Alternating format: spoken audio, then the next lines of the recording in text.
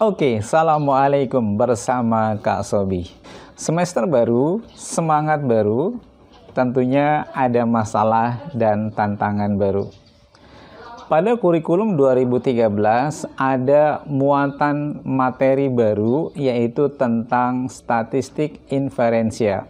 Di level SMA, materi ini hanya sebagai pengantar dan nanti porsinya lebih banyak kalian dapatkan di dunia kampus. Statistik inferensia ini nanti banyak sahabat hebat gunakan di akhir masa perkuliahan, yaitu ketika menyusun skripsi untuk S1, tesis untuk S2, dan disertasi untuk S3. Oleh karena itu, yang nanti penelitiannya melibatkan data atau berbasis data, ilmu ini sangat penting untuk dipelajari. Kali ini, sahabat Kasobi, Kak Bay akan menjelaskan materi ini dengan sangat jelas. Kita lihat videonya.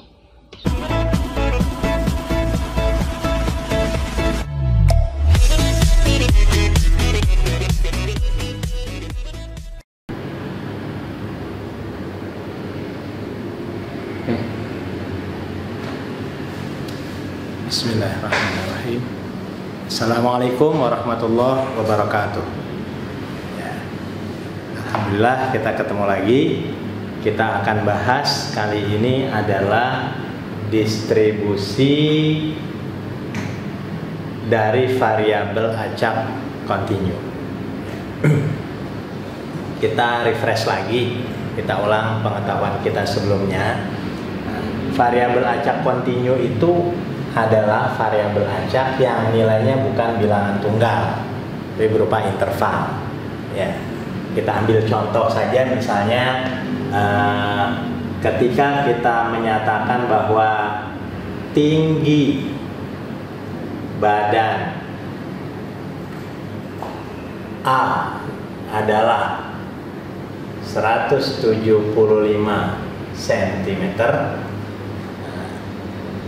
Pada dasarnya tinggi badan A sebenarnya bukan tepat 175 cm ya. Untuk alat ukur dengan satuan terkecil cm, nah, dia tampak seperti ini. Tapi apabila kita gunakan alat ukur yang lebih akurat, nah, kita akan mendapatkan ukuran tinggi badan yang tidak persis sama dengan ini. Tapi kita akan cukup yakin mengatakan bahwa tinggi badan A itu sebenarnya terletak pada interval 175,5 gitu ya cm sampai 174,5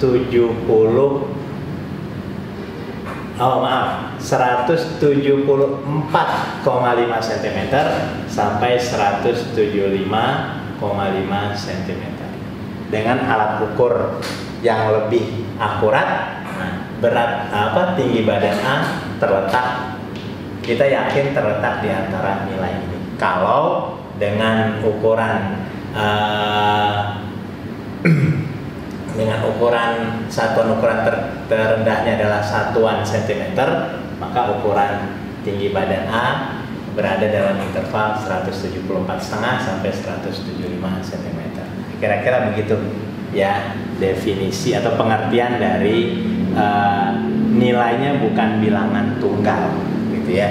Jadi kalau misalnya kita gunakan alat ukur yang lebih akurat, nilai 175 ini tidak akan kita dapatkan pas gitu ya. Kita bisa meyakini bahwa dia terletak di antara ini. Oke, itu kira-kira contoh ukuran yang bukan merupakan nilai tunggal. Untuk selanjutnya, kalau kita bicarakan distribusi acak kontinu, distribusi dari variabel acak kontinu, salah satu yang penting kita ketahui adalah fungsi kerapatan peluang atau PDF. Ya, kalau di Inggrisnya apa nih? Probability density function. Nah, kita Indonesiakan aja ya, fungsi kerapatan peluang. Ya, sebenarnya fungsi kerapatan peluang itu ya tidak menunjukkan peluangnya, bukan ya. Nah, peluangnya nanti ditentukan dengan luas daerah di bawah fungsi kerapatan peluang itu. Nah, itu ditunjukkan oleh itu. Jadi bukan fungsi itu sendiri yang menunjukkan peluang dari variabel acaknya, ya.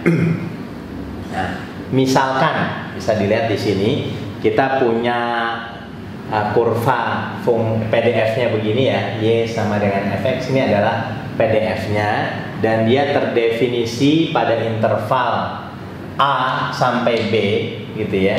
Nah, selain itu dia tidak terdefinisi si Y sama dengan fx itu, maka kita bisa menentukan bahwa luas daerah ya di bawah PDF tadi dan di atas sumbu X dalam daerah definisinya akan sama dengan 1. Bagi yang sudah belajar integral pasti mengerti atau memahami bentuk ini ya. Integral A sampai B fx dx itu diartikan sebagai luas daerah di bawah Y sama dengan fx dan di atas sumbu X dalam selang A sampai B. Nah, apabila dia PDF maka luas daerah itu akan bernilai 1. Nah, sementara kalau kita ingin menentukan peluang dari variabel acaknya bagaimana? Nah, peluang dari variabel acaknya bisa ditentukan dengan menentukan luas daerah di bawah kurva PDF-nya dalam selang tertentu. Jadi misalnya gini, integral dari fx dx dari x1 sampai x2. Nah, ini ya yang bisa kita lihat nih yang saya tunjukkan ini. Nah, itu sebenarnya adalah peluang variabel acak bernilai x1 sampai x2. Nah, karena dia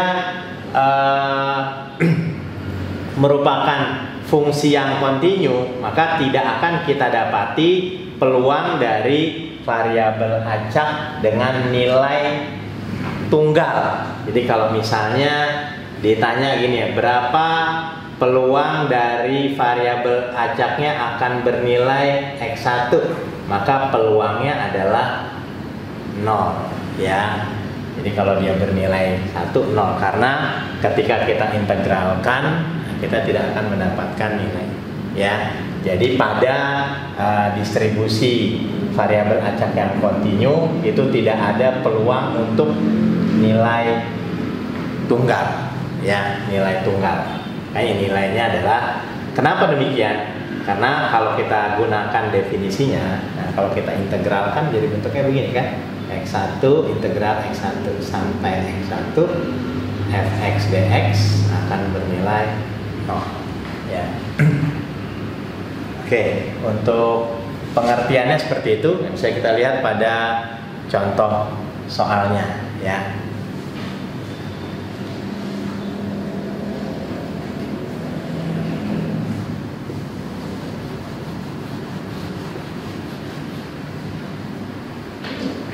Lihat di modulnya, di soal nomor yang pertama ya. Di sini disebutkan bahwa diketahui fungsi kerapatan peluang PDF dari variabel acak kontinu X. Nah, dinyatakan di sini di nomor 1 itu, di nomor 1 ini PDF-nya adalah fx sama dengan 1/8 x plus C.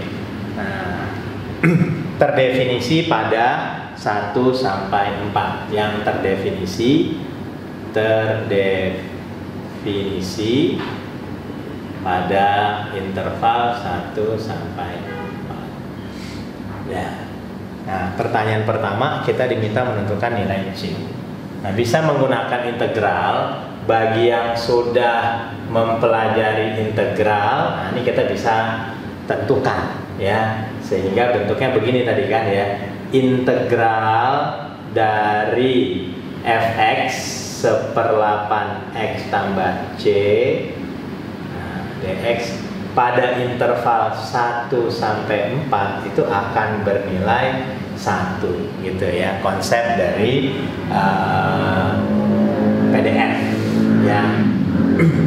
Ini syarat dari PDF adalah luas daerah di bawah kurva itu dalam selang terdefinisinya sama dengan 1. Nah, kalau kita integralkan, kita akan dapat ini hasilnya apa? 1/16 ya, X pangkat 2 tambah CX dengan batas 1 sampai 4 akan bernilai 1.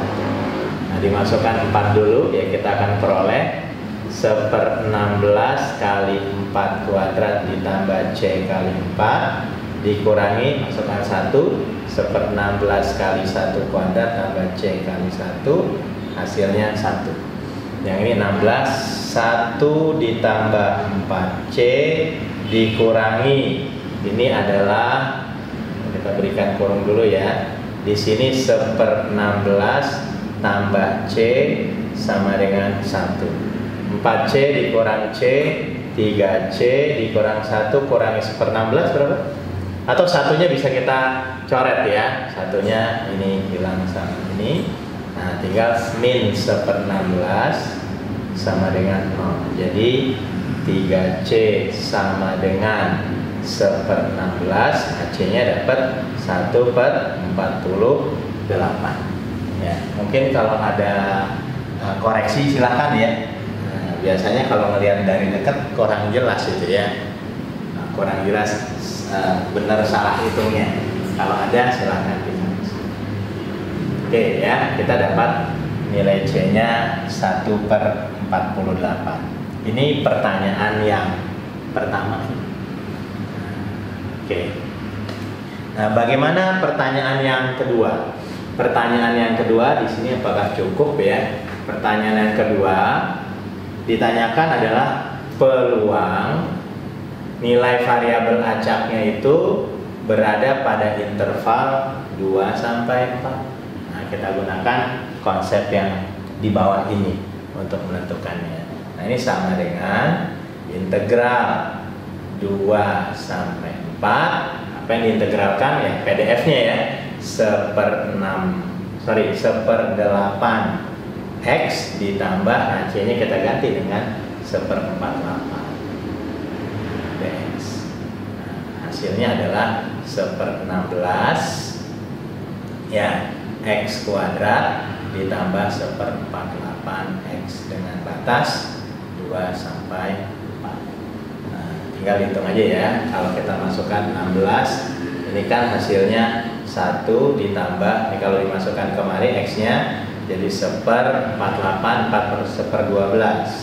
Nah, dikurangi, kalau kita masukkan X-nya 2, ini 1/4 ditambah, kalau dimasukin ini 1/24. Ya, bisa kita samakan penyebutnya dalam enaknya berapa ya, 24 aja ya, 24. Nah, yang di sini 24, yang di sini ditambah 2 dikurangi 1/4 itu 6 ya, kalau ini 1. Jadi hasilnya 24. Ini berapa nih? 24 dikurangi 7, 17, 19. Dah. Bismillahirrahmanirrahim. Ya, kita lanjutkan materi kita kembali ya.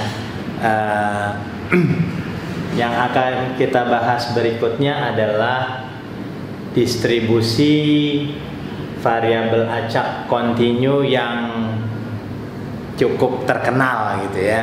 Nah, cuma emang di materi SMA kali ini kita bahas cuma distribusi normal, walaupun ada distribusi variabel acak kontinu yang lain.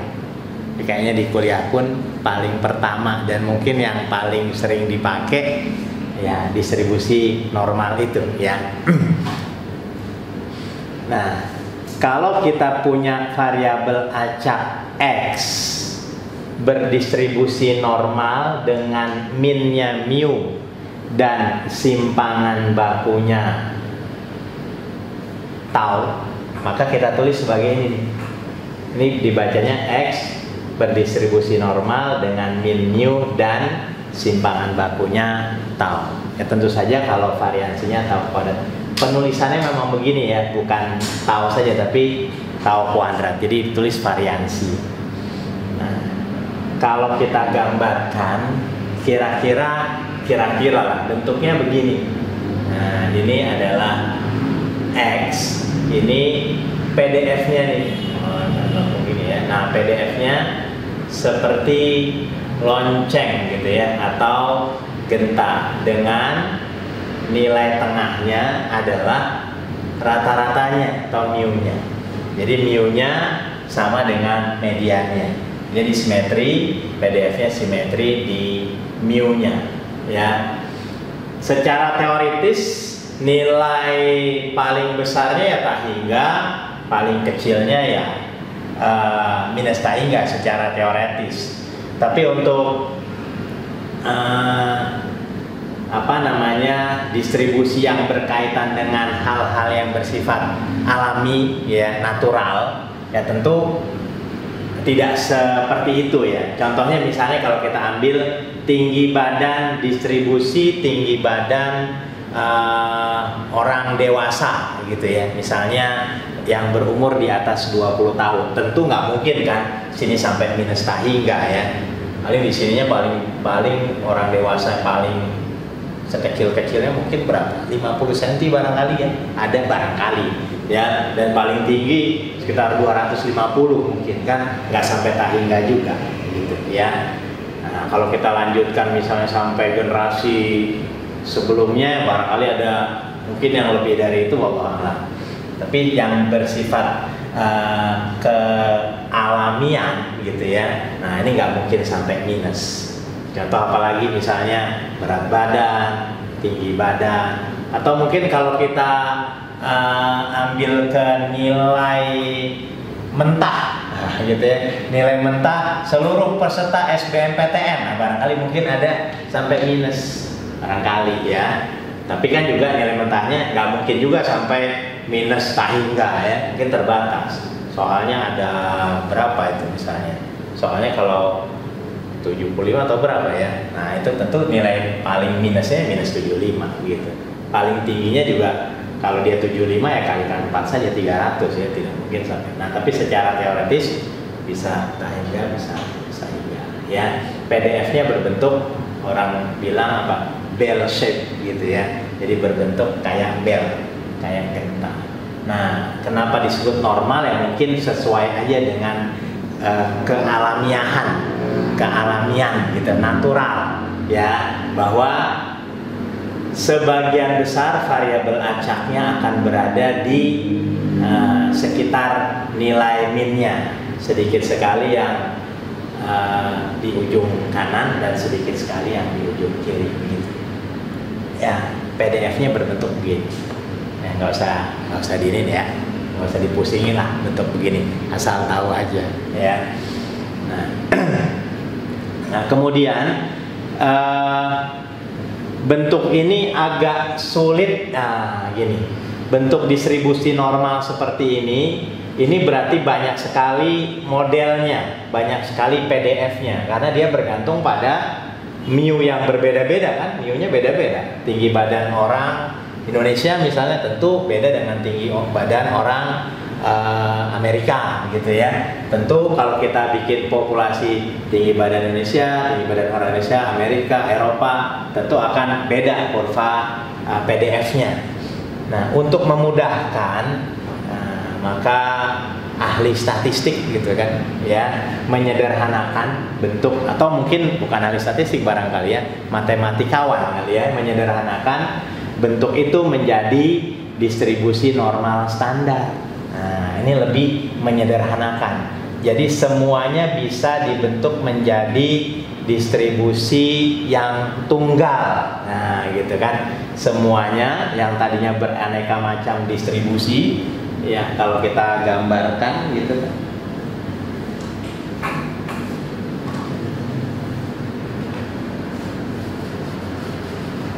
ya kan bisa macam-macam ya, ada yang begini, ada yang begini, ada yang mungkin begini ya gitu kan ya. Nah itu semuanya dijadikan standar. Nah cuma satu aja, yaitu begini, semua ditransformasikan kemari, ini ke sini, ini ke sini. Nah jadi dari berbagai macam tak hingga distribusi normal, kita hanya mempunyai satu distribusi normal standar gitu ya.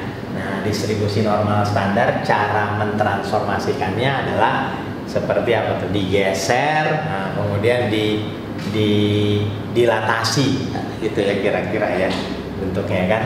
Jadi awalnya distribusi variabel acaknya X kita ubah menjadi Z dengan cara setiap nilai variabel acak X tadi dikurangi dengan mu-nya lalu dikali berarti ya dengan sepertaunya. Nah, dapatlah distribusi normal standar. Jadi ini kalau kita gunakan ini nih, nah, nanti akan jadi ke sini. Yang ini juga akan kemari, yang ini juga akan kemari. Makanya disebut distribusi normal standar. Nah, distribusi Z itu variabel acak Z berdistribusi normal dengan mu-nya sekarang 0 ya. Nah, karena kalau lihat di sini kan awalnya kan mu, kurang mu jadi 0 ya. Nah, dan simpangan baku atau variansnya 1, simpangan bakunya juga 1. Ingat perubahan data pada statistika deskriptif yang kita sudah bahas di pertemuan-pertemuan sebelumnya ya. Jadi kalau ada rata-rata dikurangi sesuatu akan ikut, kalau dibagi sesuatu juga akan ikut. Jadi mu-nya akan menjadi mu kurang mu per tau jadi 0.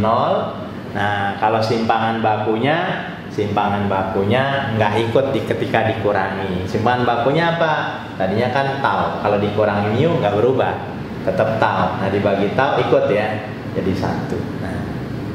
Nah, PDF-nya jadi lebih sederhana. Walaupun kalau kita integralin tetap sulit juga, begitu ya. Tetap aja ini sulit, integralinnya gimana?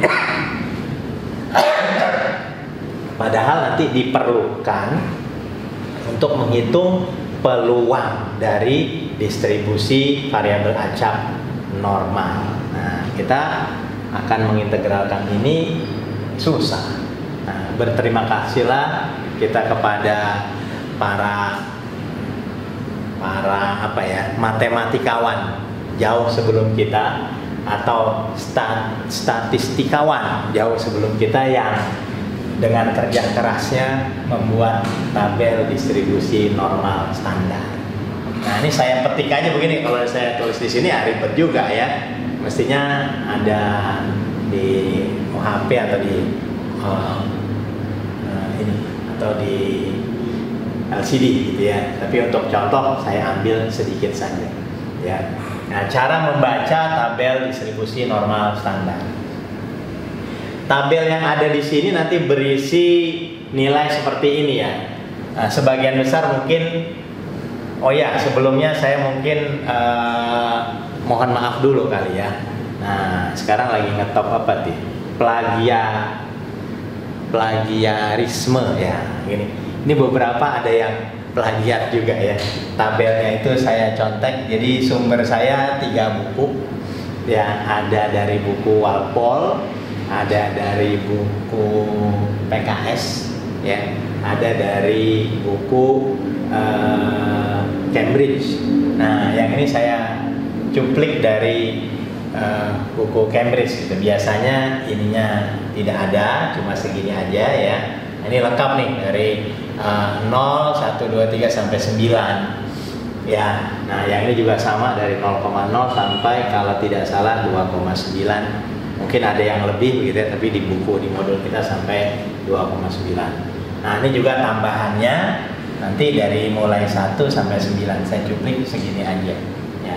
Cara membacanya adalah kita mempunyai fungsi yang karena saya nyuplik gitu ya, maka di buku itu ditulis apa nih fungsinya? Si ya.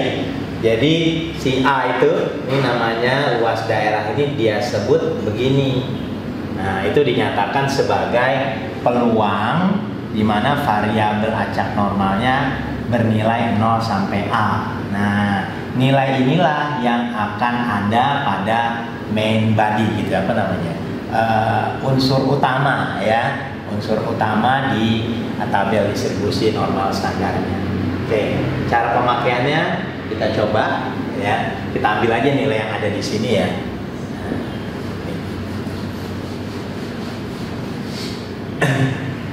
kalau misalnya kita diminta menentukan, langsung aja ke sini gitu ya. Berapa nilai dari psi ya? Kalau salah mohon maaf ya, nggak tahu juga, saya bukan orang Yunani ya, huruf Yunani nih kalau nggak salah. Itu misalnya kita ambil 0,18. Nah ini misal aja nih, berapa nilainya? Nah cara melihatnya adalah, kita lihat dulu di bagian kiri ini adalah angka 0,1 nih. Kan 0,18 berarti 0,1. Di sini kita lihat yang 0,1. Nah, gitu. Kita lihat 0,1. Nah, kita dapat baris inilah ya di sini. Nah, lalu karena dia bilang 0,18, kita bergeser ke kanan sampai ketemu angka 8 di atas. Jadi nanti jalannya begini nih. 0,1. Nah, terus di sininya 8-nya. Nah, angka yang dituliskan di situ adalah luas daerah dari 0 sampai 0,18. Ini kalau didefinisikan begini, peluang Z-nya itu dari 0 sampai 0,18 itu maksudnya. Ya. Nah, hasilnya bisa dilihat yaitu 0,071. Nah, bagaimana dengan adanya tambahan ini? Ya, nah kan kadang-kadang nilai Z-nya itu bukan hanya 2 desimal ya, 2 di belakang koma, kan enggak, mungkin lebih. Saya ambil contoh lagi, misalnya begini, si 0,186 ya. Nah, tapi juga ada batasnya juga ya. Kalau 4 desimal bagaimana gitu kan ya? Yang bisa dibulatkan ke angka terdekat. Misalnya 1861. Nah, mungkin bisa diambil 1,86 atau gunakan interpolasi. Tapi bikin repot lah di soal-soal di paket kita itu yang cuma paling banyak 3 desimal. Ya, andaikan di sekolah atau apa yang menggunakan cuma 2 desimal ya tambahan ini nggak usah digunakan gitu ya. Nah kalau ini bagaimana nih? Sama ya, tadi kan kita udah dapat tuh 0,18 sama 18 ini 0,1 dapat nih 0,0714. Nah ditambah, terusin lagi kemari. Nah sampai ketemu angka 6 di sini. Gitu. Terus ini kan lihat cara lihatnya. Ini diterusin. Nah, dapat 24. Jangan ditulis 24. Ini adalah 2 digit terakhir dari 4 digit desimalnya gitu ya. Ini 2 digit terakhirnya ya. Pokoknya yang tertulis di sini adalah digit terakhir. Jadi bikinnya begini. 0,0024 begitu ya. Tinggal kalau dia 11 ya 0,00. Pokoknya semuanya harus 4 digit ya. Sehingga kalau kita hitung, nah ini kita akan dapatkan 0,07. Jadi berapa? 38. Ya, begitu cara penggunaan tambahan. Ya. Sekarang bagaimana kalau dibalik ya?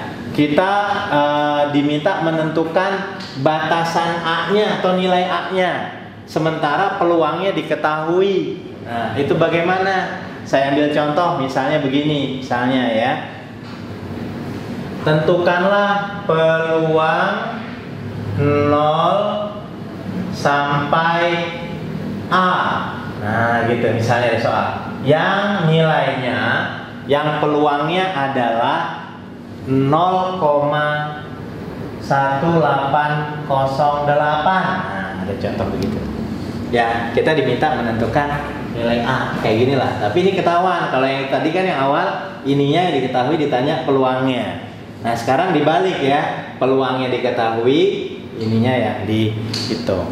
Hati-hati, banyak teman-teman yang salah. Ada soal begini, pokoknya yang disama dengan itu adalah peluangnya. Jadi yang di main body-nya. Ya, pada tabel. Jadi kalau begini, ini bukan yang di pinggir. Banyak yang mencari misalnya, oh 0,18 melihatnya di sini, 0, bukan ya. Nah, yang di sini adalah yang di dalamnya. Nah, ini kan bisa kita tulis begini nih. Ini kan sama aja si A sama dengan 0,1808. Nah, lihatlah di main body ya. badan utama atau unsur utama dari tabel itu. Ada nggak angka begitu? Mungkin kalau ini udah kelihatan ya, karena saya cuma mencuplik. Kalau di tabel yang luas itu kan angkanya berseliweran kecil-kecil. Nah, kita harus perhatikan baik-baik. Nah, dapat nih 0,1808. Nah, tinggal ditarik aja ke sini lalu ke sini. Gitu ya, dibalik prosesnya. Kalau tadi kan ke kiri ke bawah, sekarang ke kanan bawah, sekarang ke kiri dan ke atas ya. Jadi kalau nulisnya begini, A sama dengan inverse 0,1808 gitu ya. Tinggal dilihat sudah ya, dapat berapa ini duluan ya dibacanya. Berarti 0,47. Maka ini hasilnya adalah 0,47.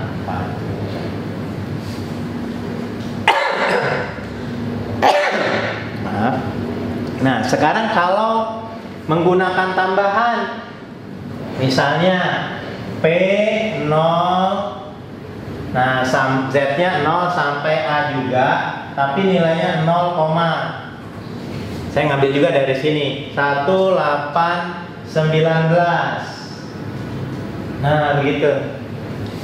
Kan lihatlah di unsur utamanya, ada nggak yang persis begitu ya. Nah, ternyata nggak ada. Kalau kita perhatikan di 1808 ini ada nih di sininya, bukan yang itu ya. Jadi kita harus mencari di dua tempat.